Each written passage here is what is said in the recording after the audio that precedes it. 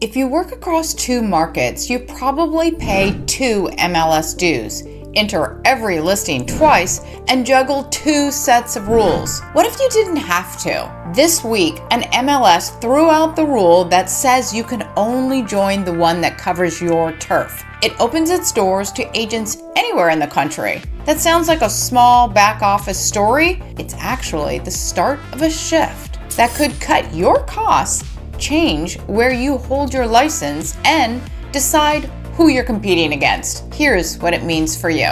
Let's make sense of a real move because it signals where this is all heading and where your dues and your competition go next. I'm Karrie Hill, lawyer turned realtor and co-founder of Smart Agent Alliance, an eXp Realty sponsor team. We help agents work more efficiently and effectively by bringing together the resources from Smart Agent Alliance, the Wolfpack, and eXp Realty into one organized agent portal.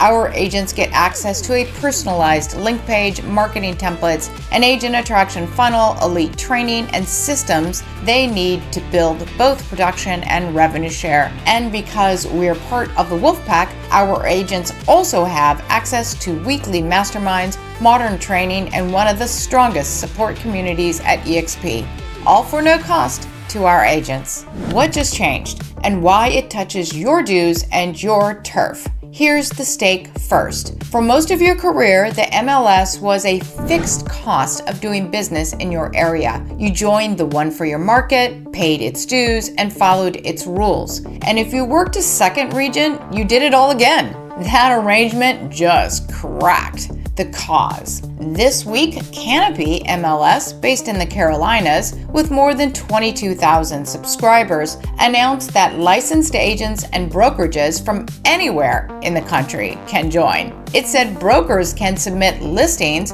through approved third-party or proprietary systems while it keeps accuracy and compliance standards. One important guardrail: Canopy itself said this is not an attempt to build a single national MLS. It's one cooperative widening its doors. So for you, the headline isn't an MLS expanded, it's the membership you pay for it is no longer locked to your zip code.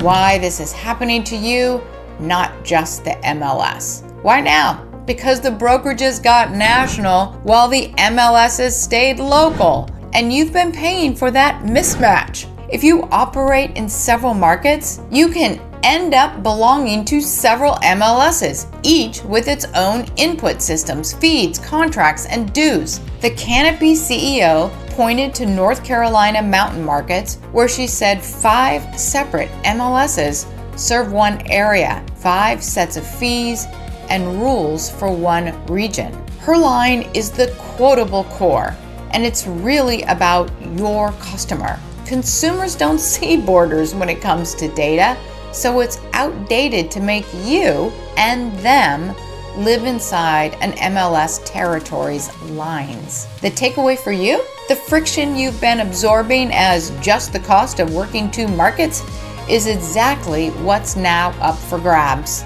Quick thing before we go further, if you find any of this useful, please subscribe. We publish this kind of breakdown every week, and it's the easiest way to make sure the next one finds you. Going national is not hiding listings. Here's where you can get burned in a client conversation if you're not careful. Because one big brokerage has spent the year pushing MLSs to allow more private and pre-market listings, every MLS move now gets read as another win for hiding listings. Don't repeat that. It's wrong here. It'll make you look uninformed. This MLS opened on access but pushed the other way on exposure. Its CEO said no single firm directed the decision and that the broad marketplace exposure typically gives a seller the best shot at the most qualified buyers and the highest price, with private listings as a narrow exception, not the default. So keep the 2 things separate when a seller asks who an MLS lets join is one question. Whether a home gets shown to the public is a completely different one. Mixing them up is how agents give bad advice. What actually to do about it? 3 moves. First, treat your MLS membership as a cost to manage, not a fixed fact. If you work across markets, price out whether a national access MLS could cut your dues, your double data entry, and your compliance load. Second, expect more of this. The same pressure is pushing toward fewer and larger MLSs. So build your business assuming the plumbing keeps shifting and don't over-anchor to one local body. Third, get your MLS news from someone who explains what it does to you, not from a headline. Because the agents who stay calm and make smart membership moves are the ones whose brokerage actually walks them through it. And since this varies by MLS and it's moving pretty fast, confirm what's true in your market before you switch anything or advise a client. And if all of this makes you feel open to learning about other brokerages, especially one that is more concerned about their agents than their corporate profits, check out our 18-minute inside look. It's the fastest, clearest breakdown of eXp you'll find anywhere, and the link in the description. And if you want to strategize about what your business would look like at eXp, we're happy to talk. Contact information is also in the description. And if you want the bigger picture on why MLSs are shrinking and consolidating in the first place, watch our video, Is the MLS Going Away? The Truth About the Industry Consolidation. It should be on screen right now. And for how your brokerage changing hands can shift the ground under your business, watch the other video that should be showing on the screen. Thank you for watching and have a great day.